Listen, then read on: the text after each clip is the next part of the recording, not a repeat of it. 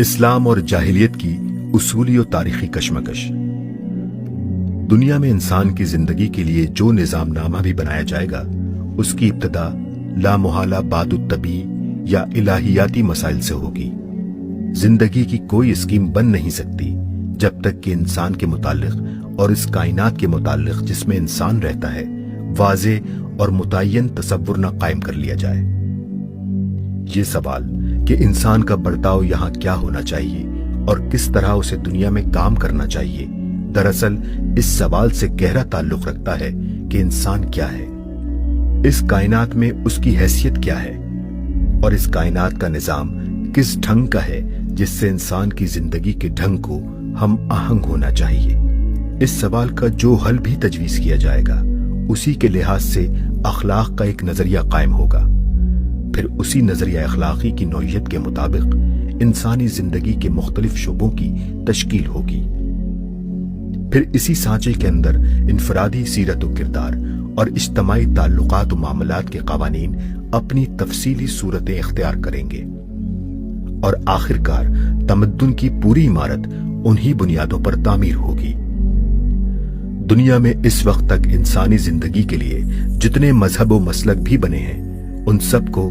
بہرحال اپنا ایک بنیادی فلسفہ اور ایک اساسی نظریہ اخلاق مرتب کرنا پڑا ہے، اور اصول سے لے کر چھوٹے چھوٹے جزیات تک میں ایک مسلک کو دوسرے مسلک سے جو چیز ممتاز کرتی ہے وہ یہی فلسفہ اور یہی اخلاقی نقطہ نظر ہے، کیونکہ ہر دستور زندگی کا مزاج اسی چیز کی طبیعت کے مطابق بنتا ہے اور یہ اس کے قالب میں روح کی حیثیت رکھتی ہے۔ زندگی کے چار نظریے، جزیات و فروع سے قطع نظر۔ اصولی حیثیت سے اگر دیکھا جائے تو انسان اور کائنات کے متعلق چار مابعد الطبیعی نظریے قائم ہو سکتے ہیں، اور دنیا میں جتنے دستور زندگی پائے جاتے ہیں انہوں نے انہی چار میں سے کسی ایک کو اختیار کیا ہے۔ نمبر 1، جاہلیت خالصہ۔ ان میں سے پہلے نظریے کو ہم جاہلیت خالصہ سے تعبیر کرتے ہیں، اور اس کا خلاصہ یہ ہے، کائنات کا یہ سارا نظام ایک اتفاقی ہنگامہ وجود و ظہور ہے، جس کے پیچھے کوئی حکمت، کوئی مصلحت اور کوئی مقصد کار فرما نہیں ہے، یوں ہی بن گیا ہے، یوں ہی چل رہا ہے، اور یوں ہی بے نتیجہ ختم ہو جائے گا۔ اس کا کوئی خدا نہیں ہے، اور اگر ہے تو اس کے ہونے یا نہ ہونے کا انسان کی زندگی سے کوئی تعلق نہیں۔ انسان ایک قسم کا جانور ہے جو دوسری چیزوں کی طرح شاید اتفاقاً یہاں پیدا ہو گیا ہے۔ ہمیں اس سے بحث نہیں کہ اسے کس نے پیدا کیا اور کس لیے پیدا کیا، ہم تو صرف اتنا جانتے ہیں کہ یہ اس زمین پر پایا جاتا ہے، کچھ خواہشیں رکھتا ہے جنہیں پورا کرنے کے لیے اس کی طبیعت اندر سے زور کرتی ہے، کچھ قوہ اور کچھ آلات رکھتا ہے جو ان خواہشوں کی تکمیل کا ذریعہ بن سکتے ہیں،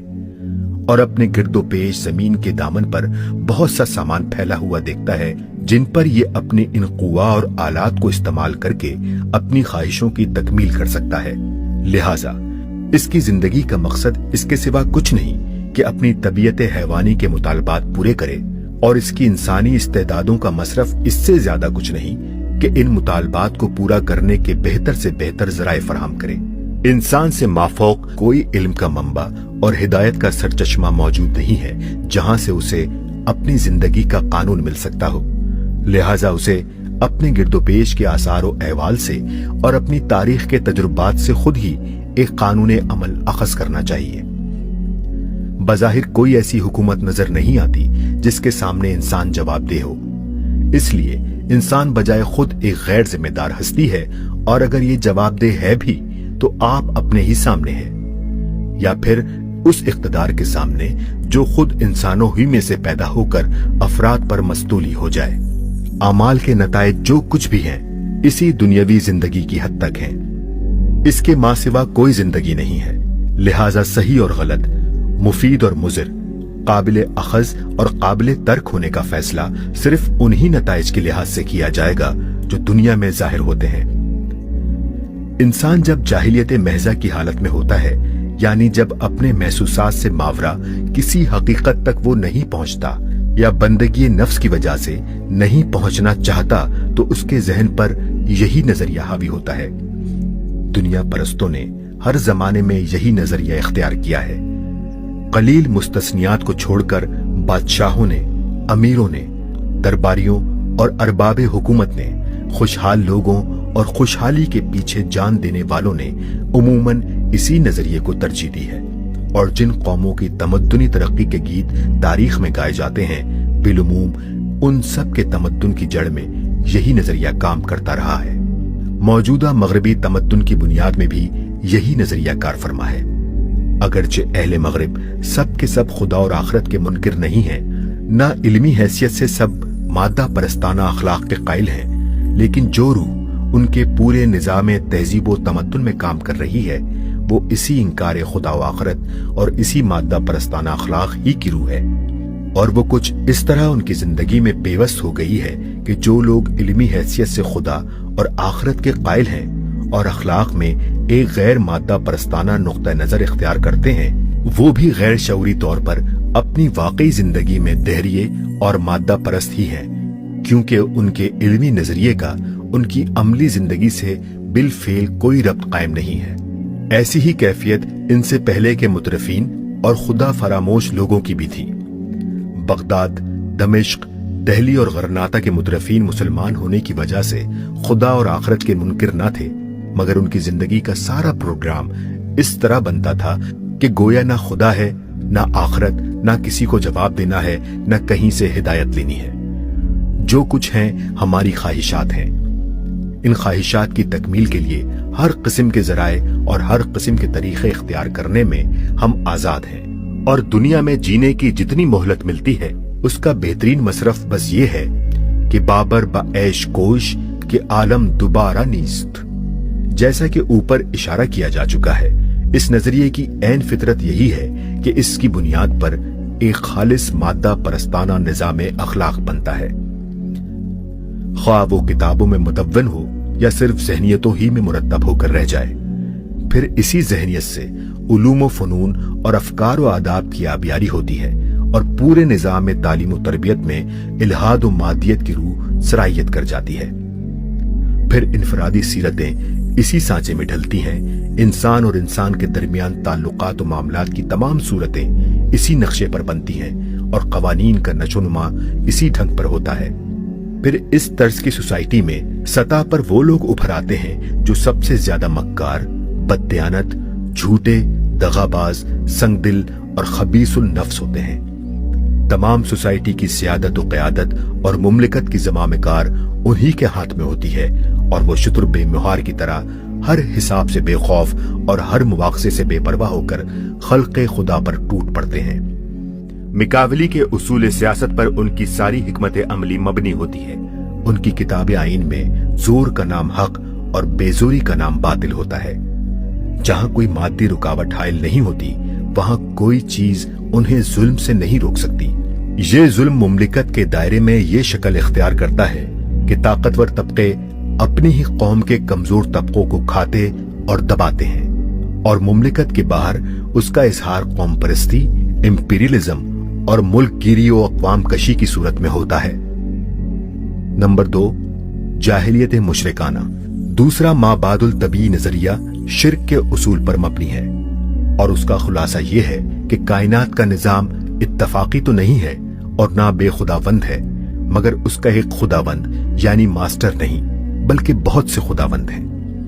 یہ خیال چونکہ کسی علمی ثبوت یعنی سائنٹیفک پروف پر مبنی نہیں ہے بلکہ محض خیال آرائی پر اس کی بنا ہے، اس لیے موہوم،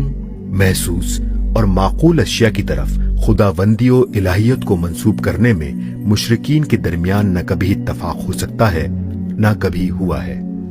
اندھیرے میں بھٹکنے والوں کا ہاتھ جس چیز پر بھی پڑ گیا وہ خدا بنا لی گئی،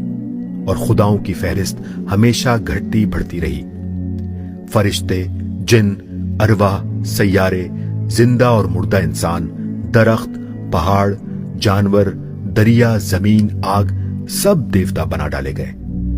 بہت سے معانی مجردہ یعنی ایبسٹریکٹ آئیڈیا مثلا محبت، شہوت، قوت تخلیق، بیماری، جنگ، लक्ष्मी, शक्ति वगैरह को भी खुदाई का मुकाम दिया गया।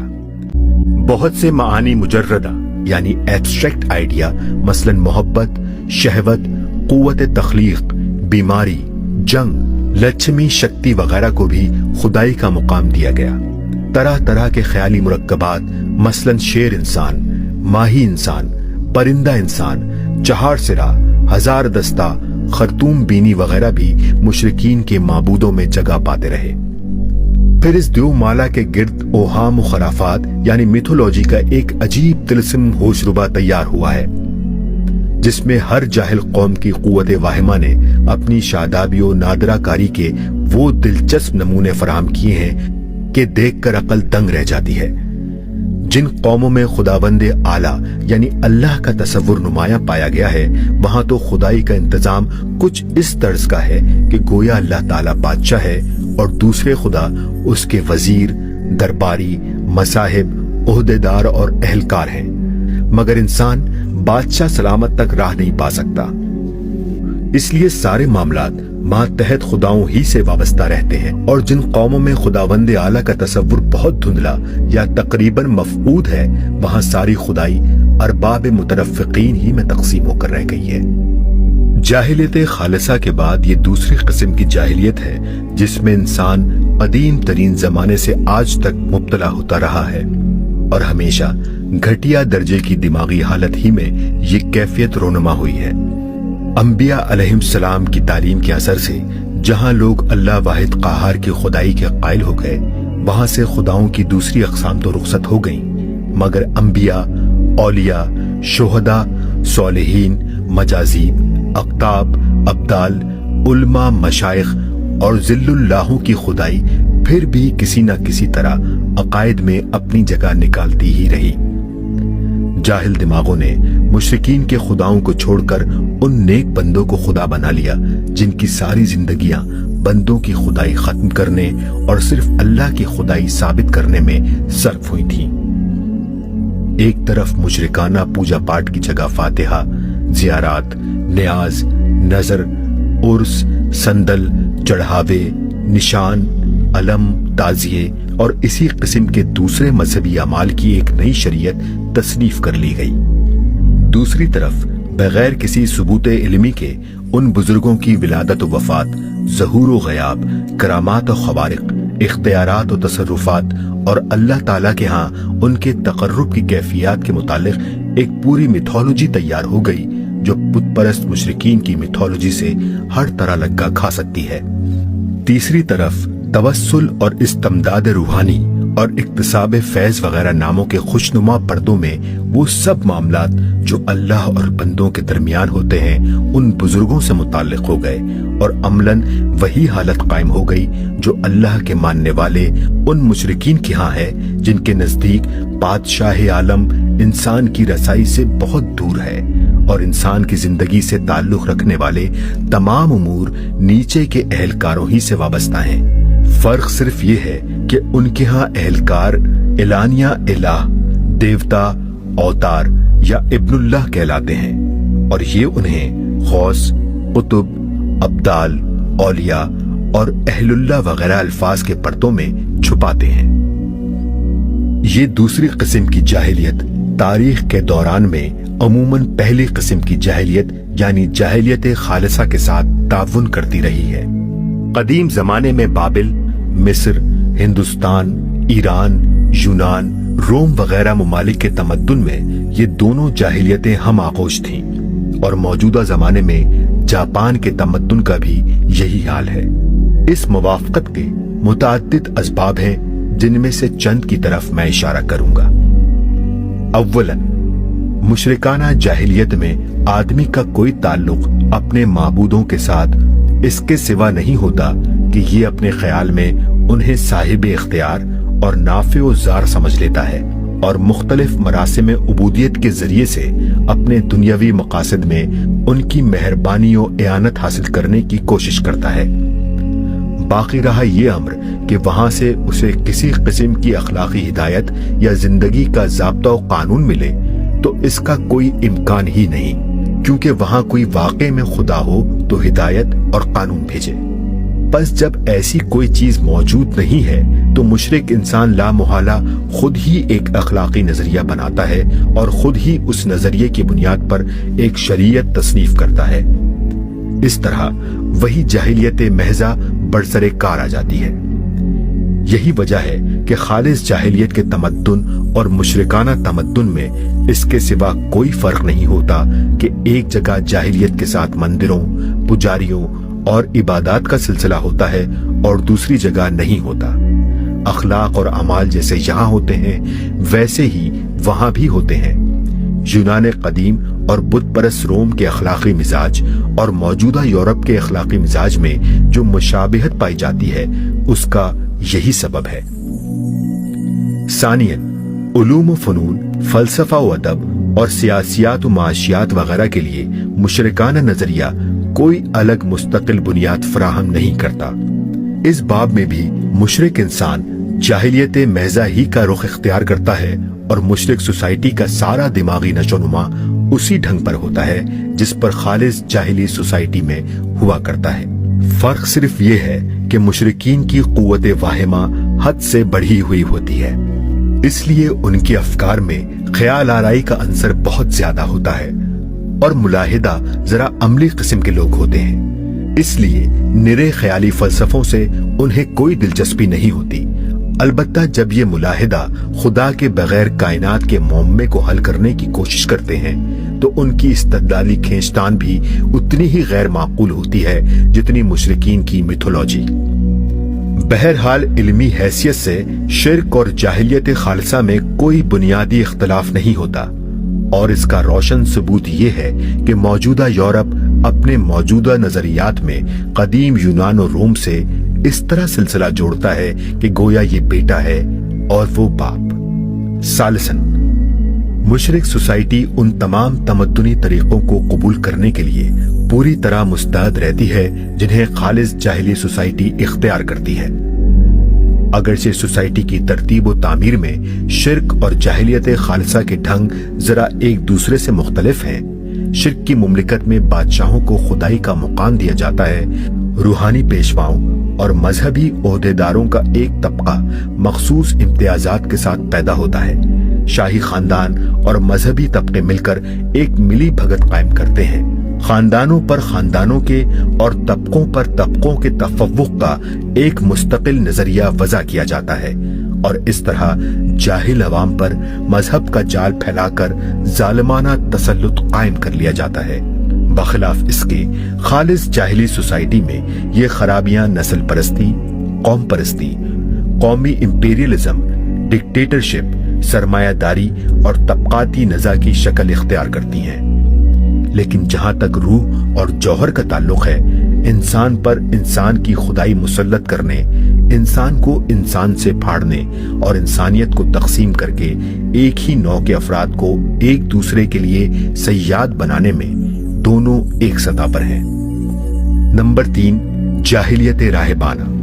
تیسرا مابعد الطبی نظریہ رہبانیت پر مبنی ہے، اور اس کا خلاصہ یہ ہے کہ یہ دنیا اور یہ جسمانی وجود انسان کے لیے ایک دارالعذاب ہے۔ انسان کی روح اس قفس عنصری میں دراصل ایک سزا یافتہ قیدی کی حیثیت رکھتی ہے۔ لذات و خواہشات اور تمام وہ ضروریات جو اس جسمانی تعلق کی وجہ سے انسان کو لاحق ہوتی ہیں، دراصل اس قید خانے کے طوق و سلاسل ہیں۔ انسان اس دنیا اور اس کی چیزوں سے جتنا تعلق رکھے گا اتنا ہی گندگی سے آلودہ ہوگا اور اسی قدر مزید عذاب کا مستحق بن جائے گا۔ نجات کی صورت اس کے سوا کوئی نہیں کہ اس زندگی کے بکھیڑوں سے قطع تعلق کیا جائے، خواہشات کو مٹایا جائے، لذات سے کنارہ کشی کی جائے، جسمانی ضروریات اور نفس کے مطالبات کو پورا کرنے سے انکار کیا جائے، ان تمام محبتوں کو جو دنیاوی اشیاء اور گوشت و خون کی رشتہ داریوں کے ساتھ پیدا ہوتی ہیں دل سے نکال دیا جائے، اور اپنے اس دشمن یعنی نفس و جسم کو مجاہدات و ریاضات کے ذریعے سے اتنی تکلیفیں دی جائیں کہ روح پر اس کا تسلط قائم نہ رہ سکے۔ اس طرح روح ہلکی اور پاک صاف ہو جائے گی اور نجات کے بلند مقامات پر اڑنے کی طاقت حاصل کر لے گی۔ یہ نظریہ بجائے خود غیر تمدنی یعنی اینٹی سوشل نظریہ ہے، مگر تمدن پر یہ متعدد طریقوں سے اثر انداز ہوتا ہے۔ اس کی بنیاد پر ایک خاص قسم کا نظام فلسفہ بنتا ہے جس کی مختلف شکلیں ویدانتزم، مانویت، اشراقیت یعنی نیو پلیٹونزم، یوگ، تصوف، مسیحی رہبانیت اور بدھزم وغیرہ ناموں سے مشہور ہیں۔ اس فلسفے کے ساتھ ایک ایسا نظام اخلاق وجود میں آتا ہے جو بہت کم ایجابی یعنی پازیٹیو اور بہت زیادہ بلکہ تمام تر سلبی یعنی نیگیٹو نوعیت کا ہے۔ یہ دونوں چیزیں مل جل کر لٹریچر، عقائد، اخلاقیات اور عملی زندگی میں نفوذ کرتی ہیں، اور جہاں جہاں ان کے اثرات پہنچتے ہیں وہاں افیون اور کوکین کا کام کرتے ہیں۔ پہلی دونوں قسم کی جاہلیتوں کے ساتھ اس تیسری قسم کی جاہلیت کا تعاون عموماً 3 صورتوں سے ہوتا ہے۔ نمبر 1، راہبانہ جاہلیت انسانی جماعت کے نیک اور پاک باز افراد کو دنیا کے کاروبار سے ہٹا کر گوشۂ عزلت میں لے جاتی ہے اور بدترین قسم کے شریر افراد کے لیے میدان صاف کر دیتی ہے۔ بدکار لوگ خدا کی زمین کے متولی بن کر آزادی کے ساتھ فساد پھیلاتے ہیں اور نیک لوگ اپنی نجات کی فکر میں تپسیا کیے چلے جاتے ہیں۔ نمبر 2، اس جاہلیت کے اثرات جہاں تک عوام میں پہنچتے ہیں وہ ان کے اندر غلط قسم کا صبر و تحمل اور مایوسانہ نقطہ نظر پیدا کر کے انہیں ظالموں کے لیے نرم نوالا بنا دیتے ہیں۔ اسی وجہ سے ہمیشہ بادشاہ، امرا اور مذہبی اقتدار رکھنے والے طبقے اس راہبانہ فلسفہ و اخلاقی اشاعت میں خاص دلچسپی لیتے رہے ہیں اور یہ خوب آرام سے ان کی سرپرستی میں پھیلتا رہا ہے۔ تاریخ میں کوئی مثال ایسی نہیں ملتی کہ امپیریلزم، سرمایہ داری اور پاپائیت سے اس راہبانہ فلسفہ و اخلاق کی کبھی لڑائی ہوئی ہو۔ نمبر 3، جب یہ راہبانہ فلسفہ و اخلاق انسانی فطرت سے شکست کھا جاتا ہے تو کتاب الحیل کی تصنیف شروع ہو جاتی ہے۔ کہیں کفارے کا عقیدہ ایجاد ہوتا ہے تاکہ دل کھول کر گناہ کیا جا سکے اور جنت بھی ہاتھ سے نہ جائے۔ کہیں ہوس رانی کے لیے عشق مجازی کا ہیلا نکالا جاتا ہے تاکہ دل کی لگی بجھا بھی لی جائے اور تقدس بھی جوں کا توں قائم رہے، اور کہیں ترک دنیا کے پردے میں بادشاہوں اور رئیسوں سے سانٹ گھانٹ کی جاتی ہے اور روحانی امارت کا وہ جال پھیلایا جاتا ہے جس کی بدترین مثالیں روم کے پاپاؤں اور مشرقی دنیا کے گدی نشینوں نے پیش کی ہیں۔ یہ تو اس جاہلیت کا معاملہ اپنی ہم جنس بہنوں کے ساتھ ہے، مگر انبیاء علیہ السلام کی امتوں میں جب یہ گھس آتی ہے تو کچھ اور ہی گل کھلاتی ہے۔ خدا کے دین پر اس کی پہلی ضرب یہ ہوتی ہے کہ یہ دنیا کو دارالعمل، دارالامتحان اور مزرعۃ الآخرہ کی بجائے دارالعذاب اور مایا کے جال کی حیثیت سے آدمی کے سامنے پیش کرتی ہے۔ نقطہ نظر کے اس بنیادی تغیر کی وجہ سے آدمی یہ حقیقت بھول جاتا ہے کہ وہ اس دنیا میں خدا کے خلیفے کی حیثیت سے مامور ہے۔ وہ یہ خیال کرنے لگتا ہے کہ میں یہاں کام کرنے اور دنیا کے معاملات کو چلانے نہیں آیا ہوں، بلکہ گندگی و نجاست میں پھینکا گیا ہوں جس سے مجھے بچنا اور دور بھاگنا چاہیے۔ میرے لیے صحیح پوزیشن یہ ہے کہ میں یہاں نان کوآپریٹو کی طرح رہوں اور ذمہ داریوں کو قبول کرنے کے بجائے ان سے کنارہ کروں۔ اس تصور کے ساتھ آدمی دنیا اور اس کے معاملات پر سہمی ہوئی نگاہ ڈالنے لگتا ہے اور بار خلافت کو سنبھالنا تو درکنار، بار تمدن کو بھی اپنے سر لیتے ہوئے ڈرتا ہے۔ اس کے لیے پورا نظام شریعت بے معنی ہو کر رہ جاتا ہے۔ عبادات اور اوامر اور نواہی کا یہ مفہوم بالکل ساقط ہو جاتا ہے کہ یہ حیات دنیا کی اصلاح اور فرائض خلافت کی انجام دہی کے لیے تیار کرنے والی چیزیں ہیں۔ برعکس اس کے آدمی یہ سمجھنے لگتا ہے کہ عبادات اور چند خاص مذہبی اعمال اس گناہ زندگی کا کفارہ ہیں، بس انہی کو پورے انہماک سے ٹھیک ناپ تول کے ساتھ انجام دیتے رہنا چاہیے تاکہ آخرت میں نجات حاصل ہو۔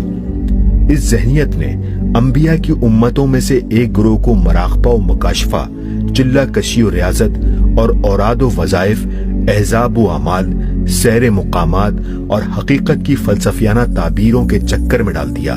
اور مستحبات و نوافل کے التزام میں فرائض سے بھی زیادہ منہمک کر کے خلافت الہیہ کے اس کام سے غافل کر دیا جسے جاری کرنے کے لیے انبیاء علیہ السلام آئے تھے۔ حاشیہ نمبر 1، اعمال سے مراد عملیات ہیں जिनसे बढ़कर बेअमली की कोई सूरत इंसानी जहन आज तक इजाद नहीं कर सका।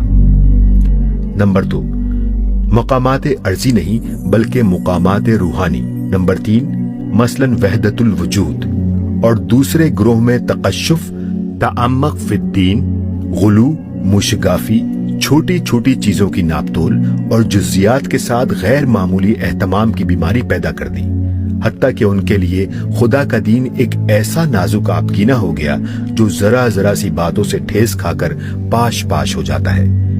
नतीजा ये हुआ कि उन बेचारों का सारा वक्त बस इसी देखभाल की नजर होने लगा कि कहीं कुछ ऊंच नीच ना हो जाए और ये शीशे का बर्तन जो सर पे रखा है खील खील होकर ना रह जाए।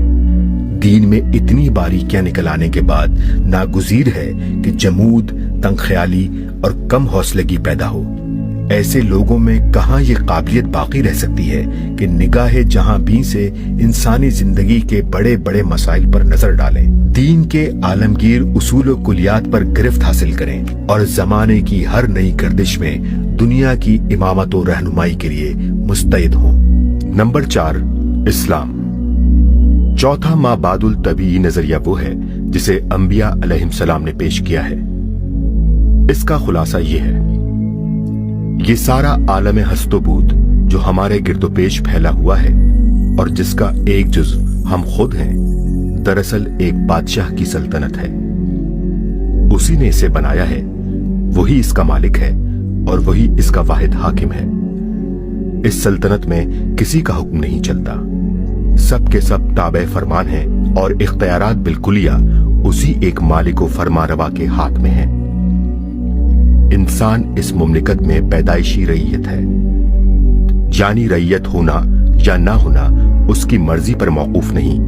बल्कि ये रईयत ही पैदा हुआ है और रईयत के सिवा कुछ और होना उसके इम्कान में नहीं है। इस निजाम हुकूमत के अंदर इंसान की खुद मुख्तारी और गैर जिम्मेदारी के लिए कोई जगह नहीं, न फितरतन हो सकती है। पैदाइशी रईयत और एक जुज़्वे मुमलिकत होने की हैसियत से उसके लिए कोई रास्ता इसके सिवा नहीं है कि जिस तरह मुमलिकत के तमाम अज्जा बादशाह के अम्र की अताअत कर रहे हैं, इसी तरह ये भी करे। ये खुद अपने लिए तरीक़े जिंदगी वज़ा करने और अपनी ड्यूटी आप तजवीज़ कर लेने का हक नहीं रखता। इसका काम सिर्फ ये है कि मालिकुल मुल्क की तरफ से जो हिदायत आए उसकी पैरवी करे। इस हिदायत के आने का जरिया वही है और जिन इंसानों के पास वो आती है वो नबी हैं। मगर इंसान की आजमाइश के लिए मालिक ने ये लतीफ तरीका इख्तियार किया है कि आप भी छुप गया और अपनी सल्तनत का वो पूरा अंदरूनी इंतजाम भी छुपा दिया जिससे वो तदबीर अम्र करता है। जाहिर में सल्तनत इस तरह चल रही है कि ना उसका कोई हाकिम नजर आता है, ना कार परदाज दिखाई देते हैं। इंसान सिर्फ एक कारखाना चलता हुआ देखता है, उसके दरमियान अपने आप को मौजूद पाता है और जाहिर हवास से कहीं ये महसूस नहीं होता कि मैं किसी का महकूम हूं और किसी को मुझे हिसाब देना है। आयानो शहूद में कोई ऐसी निशानी नुमाया नहीं होती कि उस पर फरमा रवाए आलम की हाकमियत और अपनी महकूम व मसूलियत यानी रिस्पॉन्सिबिलिटी का हाल गैर मुश्तबा तौर पर खुल जाए, यहाँ तक कि माने बगैर चारा न रहे। नबी भी आते हैं तो इस तरह नहीं कि उनके ऊपर अयानन वही उतरती दिखाई दे या कोई ऐसी सरी अलामत उनके साथ उतरे जिसे देखकर उनकी नबुवत मानने के सिवा चारा न रहे। फिर आदमी एक हद के अंदर अपने आप को बिल्कुल मुख्तार पाता है। बगावत करना चाहे तो उसकी कुदरत दे दी जाती है, जराए बहम पहुंचा दिए जाते हैं और बड़ी लंबी ढील दी जाती है, हत्ता कि शरारत व सियान की आखिरी हुदूद को पहुंचने तक कोई रुकावट उसे पेश नहीं आती। मालिक के सिवा दूसरों की बंदगी करना चाहे तो उससे भी जबरदस्ती उसे नहीं रोका जाता। पूरी आजादी दे दी जाती है कि जिस जिसकी बंदगी इबादत अतात करना चाहे। दोनों सूरतों यानी बगावत और बंदगी गैर की सूरतों में रिस्क बराबर मिलता है। सामान्य जिंदगी, वसाइल कार, असबाब ऐश, हस्बे हैसियत खूब दिए जाते हैं और मरते दम तक दिए जाते रहते हैं। कभी ऐसा नहीं होता कि किसी बागी या किसी बंदा गैर से महज इस जुर्म की पादाश में असबाब दुनिया रोक लिए जाएं। یہ سارا طرز کاروائی اس لیے ہے کہ خالق نے انسان کو عقل، تمیز، استدلال، ارادہ و اختیار کی جو قوتیں دی ہیں اور اپنی بے شمار مخلوقات پر اسے ایک طرح کے حاکمانہ تصرف کی جو قدرت بخشی ہے، اس میں وہ اس کی آزمائش کرنا چاہتا ہے۔ اسی آزمائش کی تکمیل کے لیے حقیقت پر غیب کا پردہ ڈالا گیا ہے تاکہ انسان کی عقل کا امتحان ہو۔ انتخاب کی آزادی بخشی گئی ہے تاکہ اس امر کا امتحان ہو کہ آدمی حق کو جاننے کے بعد کسی مجبوری کے بغیر خود اپنی رضا و رغبت سے اس کی پیروی کرتا ہے یا خواہشات کی غلامی اختیار کر کے اس سے منہ موڑ جاتا ہے۔ اسباب زندگی کا سرمایہ، وسائل اور کام کا موقع نہ دیا جائے تو اس کی لیاقت و عدم لیاقت کا امتحان نہیں ہو سکتا۔ یہ دنیاوی زندگی چونکہ آزمائش کی مہلت ہے، اس لیے یہاں نہ حساب ہے، نہ جزا، نہ سزا۔ یہاں جو کچھ دیا جاتا ہے وہ کسی عمل نیک کا انعام نہیں بلکہ امتحان کا سامان ہے، اور جو تکالیف، مصائب، شدائد وغیرہ پیش آتے ہیں وہ کسی عمل بد کی سزا نہیں بلکہ زیادہ تر اس قانون طبیعی کے تحت جس پر اس دنیا کا نظام قائم کیا گیا ہے آپ سے آپ ظاہر ہونے والے نتائج ہیں۔ حاشیہ نمبر 1۔ اس کا یہ مطلب نہیں ہے کہ اس دنیا میں قانون مکافات سرے سے کار فرما ہے ہی نہیں، بلکہ جو کچھ میں کہنا چاہتا ہوں وہ یہ ہے کہ یہاں کی مکافات دو ٹوک اور حتمی اور سری نہیں ہے، اور اس آزمائش کا عنصر ہر دنیاوی جزا اور سزا پر غالب ہے۔ اس لیے یہاں اعمال کے جو نتائج ظاہر ہوتے ہیں انہیں اخلاقی حسن و قبا کا معیار نہیں ٹھہرایا جا سکتا۔ اعمال کے اصلی حساب، جانچ پڑتال اور فیصلے کا وقت مہلت کی یہ زندگی ختم ہونے کے بعد ہے، اور اسی کا نام آخرت ہے۔ لہذا دنیا میں جو کچھ نتائج ظاہر ہوتے ہیں وہ کسی طریقے یا کسی عمل کے صحیح یا غلط، نیک یا بد، اور قابل اخذ یا قابل ترک ہونے کا معیار نہیں بن سکتے۔ اصلی معیار آخرت کے نتائج ہیں، اور یہ علم کہ آخرت میں کس طریقے اور کس عمل کا نتیجہ اچھا اور کس کا برا ہوگا صرف اس وحی کے ذریعے سے حاصل ہو سکتا ہے جو اللہ تعالیٰ کی طرف سے انبیاء پر نازل ہوئی ہے۔ جزیات و تفصیلات سے قطع نظر فیصلہ کن بات جس پر آخرت کی فلاح یا خسران کا مدار ہے یہ ہے کہ اولاً انسان اپنی قوت نظر و استدلال کے صحیح استعمال سے اللہ تعالیٰ کے حاکم حقیقی ہونے اور اس کی طرف سے آئی ہوئی ہدایت کے من جانب اللہ ہونے کو پہچانتا ہے یا نہیں۔ ثانیاً اس حقیقت سے واقف ہونے کے بعد وہ آزادی انتخاب رکھنے کے باوجود اپنی رضا و رغبت سے اللہ کی حاکمیت اور اس کے امر شرعی کے آگے سر تسلیم خم کرتا ہے یا نہیں۔ یہ وہ نظریہ ہے جسے ابتدا سے انبیاء علیہ السلام پیش کرتے آئے ہیں۔ اس نظریے کی بنیاد پر تمام واقعات عالم کی مکمل توجیہ یعنی ایکسپلینیشن ہوتی ہے، کائنات کے تمام آثار یعنی فنومنا کی پوری تعبیر ملتی ہے، اور کسی مشاہدے یا تجربے سے یہ نظریہ ٹوٹتا نہیں۔ یہ مستقل نظام فلسفہ پیدا کرتا ہے جو جاہلیت کے فلسفوں سے بنیادی طور پر بالکل مختلف ہوتا ہے۔ کائنات اور خود وجود انسانی کے متعلق معلومات کے پورے ذخیرے کو ایک دوسرے ڈھنگ پر مرتب کرتا ہے، جس کی ترتیب جاہلی علوم کی ترتیب سے سراسر متباین ہوتی ہے۔ ادب اور ہنر یعنی آرٹ اینڈ لٹریچر کے نشو و نما کا ایک الگ راستہ بناتا ہے جو جاہلی ادب و ہنر کے تمام راستوں سے متغیر ہوتا ہے۔ زندگی کے جملہ معاملات میں ایک خاص زاویہ نظر اور ایک خاص مقصد پیدا کرتا ہے جو جاہلی مقاصد و نقطہ ہائے نظر سے اپنی روح اور اپنے جوہر میں کسی طرح میل نہیں کھاتا۔ اخلاق کا ایک علیحدہ نظام بناتا ہے جسے جاہلی اخلاقیات سے کوئی مناسبت نہیں ہوتی۔ پھر ان علمی و اخلاقی بنیادوں پر جس تہذیب کی عمارت اٹھتی ہے اس کی نوعیت تمام جاہلی تہذیبوں کی نوعیت سے قطعاً مختلف ہوتی ہے، اور اسے سنبھالنے کے لیے ایک اور ہی طرز کے نظام تعلیم و تربیت کی ضرورت ہوتی ہے جس کے اصول جاہلیت کے ہر نظام تعلیم و تربیت سے کامل تضاد کی نسبت رکھتے ہیں۔ فی الجملہ اس تہذیب کی رگ رگ اور ریشے ریشے میں جو روح کام کرتی ہے وہ اللہ واحد و قہار کی حاکمیت، آخرت کے اعتقاد اور انسان کے محکوم و ذمہ دار ہونے کی روح ہے۔ بخلاف اس کے ہر جاہلی تہذیب کے پورے نظام میں انسان کی خود مختاری، بے قیدی و بے مہاری اور غیر ذمہ داری کی روح سرائیت کیے ہوئے ہوتی ہے۔ اسی لیے انسانیت کا جو نمونہ انبیاء علیہ السلام کی قائم کی ہوئی تہذیب سے تیار ہوتا ہے، اس کے خد و خال اور رنگ و روغن جاہلی تہذیب کے بنائے ہوئے نمونے سے ہر جز اور ہر پہلو میں جدا ہوتی ہیں۔ اس کے بعد تمدن کی تفصیلی صورت جو اس بنیاد پر بنتی ہے، اس کا سارا نقشہ دنیا کے دوسرے نقشوں سے بدلا ہوا ہوتا ہے۔ طہارت، لباس، خوراک، طرز زندگی، آداب و اطوار، شخصی کردار، کسب معاش، صرف دولت، ازدواجی زندگی، خاندانی زندگی، معاشرتی رسوم، مجلسی طریقے، انسان اور انسان کے تعلق کی مختلف شکلیں، لین دین کے معاملات، دولت کی تقسیم، مملکت کا انتظام، حکومت کی تشکیل، امیر کی حیثیت، شورا کا طریقہ، سول سروس کی تنظیم، قانون کے اصول، تفصیلی ضوابط کا اصول سے استنباط، عدالت، پولیس، احتساب، مال گزاری، فائنانس، امور نافع یعنی پبلک ورکس، صنعت و تجارت، خبر رسانی، تعلیمات اور دوسرے تمام محکموں کی پالیسی، فوج کی تربیت و تنظیم، جنگ و صلح کے معاملات تک اس تمدن کا طور و طریق اپنی ایک مستقل شان رکھتا ہے، اور ہر جزو میں ایک واضح خط امتیاز اسے دوسرے تمدنوں سے الگ کرتا ہے۔ اس کی ہر چیز میں اول سے آخر تک ایک خاص نقطہ نظر،